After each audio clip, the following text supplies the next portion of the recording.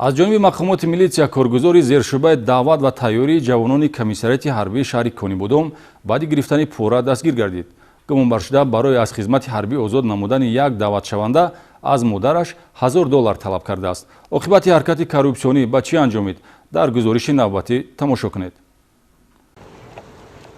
дар алоқамандӣ ба мавсими баҳории даъват ба хизмати ҳарбӣ кормандони шӯъбаи минтақавии мубориза зидди ҷиноятҳои муташаккили вазораткорҳои дохилӣ дар вилояти Суғд дар ҳудуди шаҳри Конибодом бо дастрасии хабари фаврӣ ва ба роҳ мондани чорабиниҳои оперативӣ як далели гирифтани пораро ошкор намуданд. Коргузори зершӯъбаи даъват ва тайёрии ҷавонони комиссарияти ҳарбии шаҳри Конибодом Содиқов Суҳроб Валиҷонович соли таваллудаш 1970 бо сӯистифода аз мақоми мансабӣ барои аз хизмати ҳарбӣ озод намудани даъватшавандаи 24-сола сокини маҳаллӣ бо роҳи омода намудани ҳуҷҷатгузорӣ ҳамчун носолим ва ғайри қобили хизмат дар давраи фаъолияти корияш аз модари даъватшаванда моҳи июли соли 2018 $1000 ба сифати пора талаб намуда, дар ҳамон лаҳза 30,000 рубли Федератсияи Россияро $500 ҳисоб намуда гирифта баъдан дастрас кардани боқимонда маблағро талаб кардааст. Санаи 10 апрели соли равон дар натиҷаи амалиёти муштараки кормандони шӯъбаи минтақавии мубориза зидди ҷиноятҳои муташаккили вазорати корҳои дохилӣ дар вилояти Суғд ва прокуратураи шаҳри Конибодом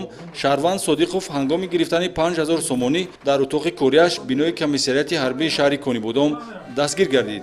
маъракаи даъват ба сафи артиш аз чорабиниҳои муҳими сиёсӣ аст, ки набояд ба манфиати шахсони алоҳида сӯистифода шавад. даъватшавандаи солим ва қобили хизматро ғайри қобили хизмат нишон додан ҳаракати ҷиноятиест, ки бар ивази чунин хизматрасонӣ ғарази ба даст овардани даромади пулӣ меистад ва чунин омил метавонад ба сифатнокии маъракаи оммавии даъвати ҷавонон таъсир гузорад. аз рӯи ҳодиса нисбати коргузори зершӯъбаи даъват ва тайёрии ҷавонони комиссарияти ҳарбии шаҳри Конибодом бо моддаи 319 кодекси ҷиноятӣ парвандаи ҷиноятӣ оғоз карда шудааст.